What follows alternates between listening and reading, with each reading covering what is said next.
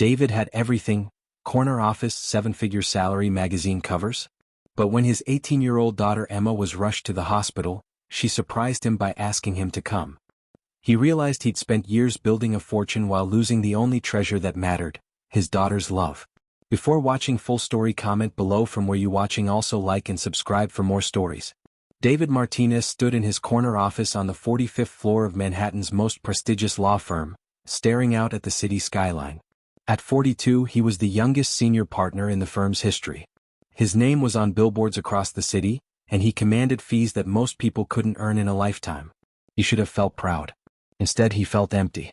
On his mahogany desk sat a single photograph: a little girl with pigtails and a gap-toothed smile, holding a certificate that read kindergarten graduate. The girl in the photo was his daughter, Emma. The picture was 8 years old. David's phone buzzed with a text message from his assistant. "Your 3 p.m. appointment is here, the Patterson merger." He sighed and straightened his tie. The Patterson merger would earn the firm $12 million. It would also mean he'd be working through another weekend. David's story began 14 years ago when he was a struggling law student married to his college sweetheart, Maria. They lived in a tiny apartment and survived on ramen noodles and dreams. When Maria got pregnant in their final year of law school, they were terrified but excited. Emma was born just 2 weeks before David's bar exam. He held his daughter for the first time in the hospital, promising her he would be the best father in the world. For the first 5 years he tried to keep that promise. David worked at a small family law firm that paid barely enough to cover their expenses, but it allowed him to be home for dinner most nights. He read Emma bedtime stories, taught her to ride a bike, and never missed a school play or soccer game. But David was ambitious. He watched his law school classmates join big firms and buy expensive cars while he struggled to pay rent. He started resenting the limitations of his small practice. "I could be making 10 times what I earn now," he told Maria one night after Emma had gone to bed. "Money isn't everything, David," Maria replied. "Emma needs her father." "Emma needs security," David shot back. "She needs a college fund, a good school, a house in a safe neighborhood. How am I supposed to provide that on what I make now?" The fighting started gradually. David began staying late at the office, taking on extra cases. He missed Emma's 6th birthday party because of a court hearing. He forgot about her school's father-daughter dance because he was preparing for a big trial. Maria tried to be understanding, but the strain was showing. "You're becoming someone I don't recognize," she told him. The breaking point came when David was offered a position at Sterling, Walsh and Associates, one of New York's most elite law firms. The salary was 3 times what he was making, but the job required 60-hour weeks minimum. "Take it," he told himself. "Work hard for a few years, then you can slow down and enjoy time with your family." Maria begged him to reconsider. "Please, David. Emma barely sees you as it is." "This is temporary," David insisted. "Once I make partner, everything will be different." He took the job. Almost immediately, David's life became consumed by work. He left for the office before Emma woke up and came home after she was asleep. Weekends were spent preparing cases or attending firm events. Emma tried to get his attention in small ways. She would leave drawings on his home office desk with messages like, "I love you, Daddy," and "Please play with me." David would find them days later, buried under legal documents, and feel a brief pang of guilt before diving back into his work. The marriage crumbled quickly. Maria felt like a single mother, and David felt like Maria was being unreasonable about his career demands. "This is what success looks like," he argued during one of their many fights. "I'm doing this for our family." "No," Maria said quietly. "You're doing this for yourself. And you're destroying our family in the process." The divorce was finalized when Emma was 7. Maria got primary custody and David got visitation rights, every other weekend and one night during the week. Even those minimal visits often got canceled due to David's work schedule.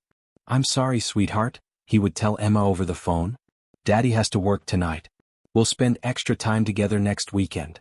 But next weekend always brought new emergencies, new cases, new reasons why work had to come first. As the years passed, David's career soared. He won high-profile cases, made partner at 35, and became one of the most sought-after corporate lawyers in the city. His annual income reached 7 figures. Meanwhile, his relationship with Emma withered. She stopped asking when he was coming to visit. She stopped calling to tell him about her day. When he did see her, she was polite but distant, like he was a family friend rather than her father. "She's growing up so fast," Maria told him during one of their brief exchanges when he picked Emma up for a rare weekend visit. David looked at his daughter, now 13, and realized he barely recognized her. She was tall and graceful, with Maria's dark eyes and his stubborn chin. She looked like a young woman, not the little girl in his office photograph. "How's school?" he asked awkwardly as they drove to his penthouse apartment. "Fine," Emma replied, staring out the window. "Any boys you like?" David tried to joke. Emma just shrugged. They spent the weekend in uncomfortable silence. David tried to bond with her by taking her shopping, buying her expensive clothes and gadgets she didn't seem to want. Emma was polite but clearly counting the hours until she could go home. "Dad," she said finally on Sunday evening, "you don't have to keep doing this." "Doing what?" "Pretending you want to spend time with me. I know your work is more important." David felt like he'd been slapped. "Emma, that's not true. You're the most important thing in my life." Emma looked at him with eyes that seemed far too old for her 13-year-old face. "If that were true, you would have chosen differently." That night, after dropping Emma off at Maria's house, David sat in his empty penthouse and truly looked at his life for the first time in years. He had everything he thought he wanted: money, status, respect in his profession. But he had lost the only thing that really mattered. He tried to change. He started saying no to some cases, leaving the office earlier, planning special trips with Emma. But it was too little, too late. Emma had learned to live without him, and she seemed almost uncomfortable with his sudden attempts at involvement. The wake-up call came on Emma's 15th birthday. David had planned to take her to her favorite restaurant, but a client emergency came up at the last minute. He called Maria to explain. "David," Maria said, her voice tired, "don't bother calling next time. Emma already made other plans. She said she knew you'd cancel." "I'll make it up to her," David promised. "No, you won't," Maria said sadly. "You'll find another excuse, another emergency, another reason why work comes first. And Emma has finally stopped caring." That was the moment David realized he had lost his daughter completely. He threw himself even harder into work, trying to numb the pain of his failure as a father. He took on more cases, worked longer hours, earned more money that felt increasingly meaningless. 3 years passed. Emma was now 18 and preparing for college. She had grown into a beautiful, intelligent young woman who was passionate about environmental science. David knew this only because Maria occasionally sent him updates, not because Emma shared her life with him. David's success continued to grow. He was featured on magazine covers, invited to speak at conferences, and offered positions at firms across the country. But the achievements felt hollow. The turning point came on a rainy Thursday evening when David was working late as usual. His secretary had gone home hours ago, and the office was empty except for the security guard. David was reviewing contracts when his phone rang. "Mr. Martinez? This is Dr. Sarah Chen from Mount Sinai Hospital. You're listed as an emergency contact for Emma Martinez." David's blood turned to ice. "What happened? Is she okay?" "She was in a car accident. She's stable, but she's asking for you." David dropped everything and raced to the hospital. He found Emma in a hospital bed, bruised but alert. Maria was sitting beside her, holding her hand. "Dad," Emma said weakly when she saw him. "You came." "Of course I came," David said, taking her other hand. "I'm so sorry, sweetheart. Are you in pain?" "I'm okay," Emma said. "It was just a fender bender, but I hit my head. The doctors want to keep me overnight for observation." David sat with Emma and Maria all night, refusing to leave even when work calls came in. He watched his daughter sleep and realized how much of her life he had missed. He didn't know her favorite subjects in school, who her friends were, what her dreams and fears looked like. In the morning, when Emma was discharged, she surprised him by asking, "Dad, would you like to have coffee with me sometime? Just the two of us." David's throat tightened. "I would love that more than anything." They met the following Saturday at a small cafe near Emma's school. David turned off his phone and gave Emma his complete attention. "Why now?" Emma asked after they ordered. "Why are you suddenly interested in being my dad?" David took a deep breath. "Because I realized I've been an idiot for the past 8 years. I thought I was building a life for you, but really I was just building a life for myself. And that life is empty without you in it." Emma stirred her coffee thoughtfully. "I used to wait for you to come home every night when I was little. Mom would put me to bed, but I'd sneak out and sit by the window watching for your car." David felt tears in his eyes. "I'm so sorry, Emma. I stopped waiting when I turned 10, she continued. "That's when I realized you weren't coming." "I know I don't deserve another chance," David said. "But if you'll let me try, I want to be the father I should have been all along. Emma was quiet for a long time. Finally, she said, I'm going away to college in the fall. Stanford for environmental science. David's heart sank. That's wonderful. I'm proud of you. I haven't decided if I want you at my graduation, Emma said honestly. You missed so many other important things.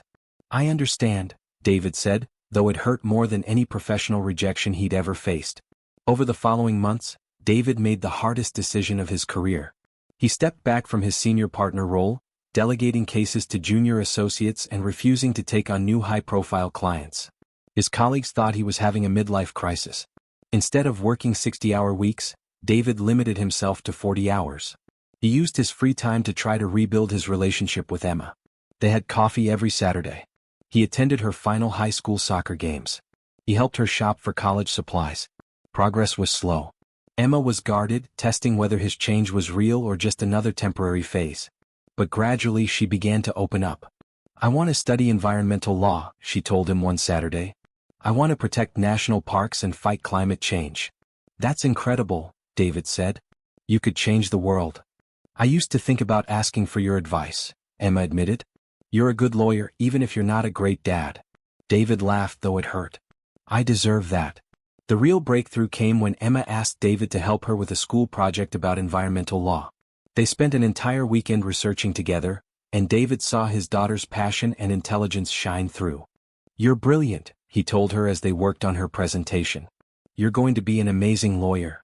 Better than you? Emma teased. Definitely better than me, David said. You already understand what's really important. Emma's graduation day arrived faster than David expected. The night before, she called him. Dad? I want you to come to my graduation tomorrow. David felt his heart soar. Are you sure? I'm sure. And Dad? I want you to sit with Mom and me at dinner afterward. The graduation ceremony was held in the school auditorium. David sat in the front row, his chest swelling with pride as Emma's name was called as valedictorian. She had earned a full scholarship to Stanford and was graduating with a 4.0 GPA. During her valedictorian speech, Emma talked about second chances and forgiveness. She looked directly at David as she said, sometimes the people we love make mistakes. Sometimes those mistakes take years to fix.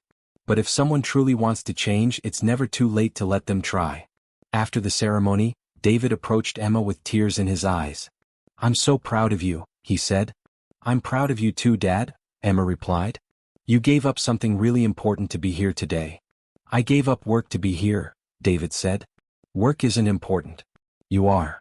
That summer, before Emma left for college, she and David took a road trip together to visit national parks across the country. It was the first real vacation David had taken in over a decade. As they hiked through Yellowstone, Emma said, You know, Dad, I used to hate you for choosing work over me. David's stomach clenched. And now? Now I think you were just scared. Scared of not being successful enough, not being good enough. But you were always good enough for me. I just needed you to be present. That night, camping under the stars, David made Emma a promise. I will never choose work over you again. I don't care what case comes up, what opportunity presents itself. You and our relationship will always come first. What about when I'm at Stanford? Emma asked. I'll be 3,000 miles away. Then I'll visit as often as you'll let me. And I'll be there for every important moment you want me to share. Emma smiled. I'd like that. When Emma left for Stanford in the fall, David surprised everyone at his firm by announcing he was taking a sabbatical to write a book about work-life balance in the legal profession. You're throwing away your career, his colleagues warned him. No, David replied. I'm finally figuring out what my career should look like. David's book, The Price of Success, What I Lost While Winning, became a bestseller. He wrote honestly about his failures as a father and the empty victory of professional achievement without personal fulfillment. The book led to speaking engagements where David shared his story with other driven professionals who were making the same mistakes he had made. Success without family is just expensive loneliness, he would tell audiences. I learned that lesson the hard way. Emma thrived at Stanford. She called David every week, sharing her experiences, her struggles, and her triumphs.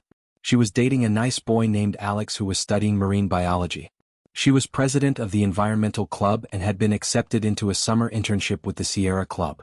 During Emma's sophomore year, she called David with news that made his heart race.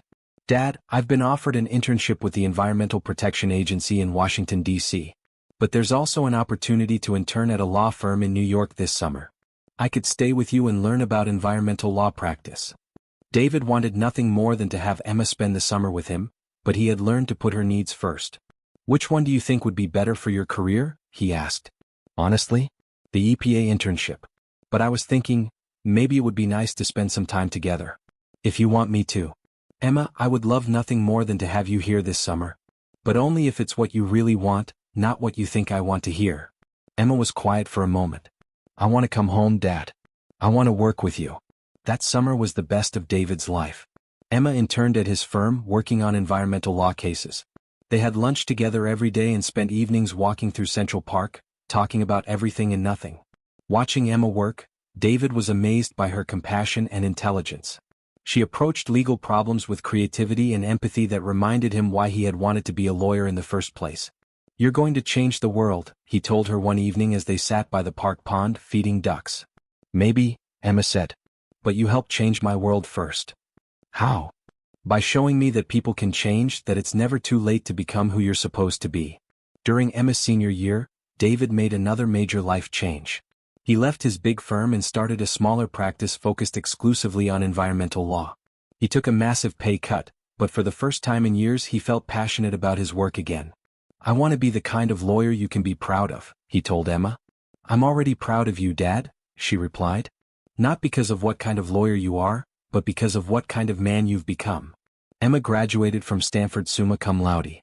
David was there for every ceremony, every celebration, every moment. When she was accepted to Harvard Law School, he cried with joy. I want to specialize in environmental law, Emma told him. Maybe we could work together someday. I would be honored, David said. 5 years later, Emma graduated from Harvard Law and joined David's firm as an associate. Father and daughter worked side by side, fighting cases to protect wilderness areas, combat pollution, and hold corporations accountable for environmental damage. Their first major victory together was a case against a chemical company that had been dumping waste into a river. The case took 2 years to win, and when the judge ruled in their favor, Emma hugged David in the courtroom. We did it, Dad, she said. You did it, David replied. I just tried to keep up. On Emma's 28th birthday, David gave her a partnership in the firm. Martinez and Martinez Environmental Law, the new sign read. Are you sure about this? Emma asked. It's your firm. It's our firm, David corrected. And I can't think of anyone I'd rather build a legacy with. That evening at Emma's birthday dinner, she raised her glass for a toast. 10 years ago, I thought my dad cared more about winning cases than winning my love, she said. Tonight, I'm grateful that he proved me wrong. Not by changing who he was, but by remembering who he wanted to be. David wiped away tears as the room applauded. Later, as they walked home through the city streets, Emma took David's arm. Dad, I need to tell you something, she said. What is it? Alex proposed last week. We're engaged. David stopped walking. Emma, that's wonderful. Why didn't you tell me sooner? Because I wanted to ask you something first, Emma said. I know I haven't always made it easy for you to be my dad. But you never gave up on me even when I gave up on you. Will you walk me down the aisle? David couldn't speak for a moment. Then he pulled his daughter into a tight hug. There is nothing in this world that would make me prouder, he whispered. The wedding was held the following spring in a beautiful garden venue. As David walked Emma down the aisle, he thought about all the moments he had missed, all the years they had lost, and all the love they had found again. When the minister asked who was giving the bride away, David said clearly, her mother and I do with all our love. As he took his seat, Emma blew him a kiss. In that moment, David finally understood what true success looked like. It wasn't the corner office or the 7-figure salary or the magazine covers. Success was being the man his daughter was proud to call dad. Success was earning back the love he had nearly thrown away. Success was learning that the most important victory was the one that happened at home. Years later, when David retired and Emma took over the firm completely, reporters asked him if he regretted giving up his high-powered career to focus on family. I regret waiting so long to get my priorities straight, he said. But I'll never regret choosing my daughter over my ego. She taught me that the best legacy isn't what you accomplish for yourself. It's what you build with the people you love. And every Father's Day, Emma would send David the same card with the same message. Thank you for coming back to me. It was a reminder that love, like the law, sometimes requires a good appeal.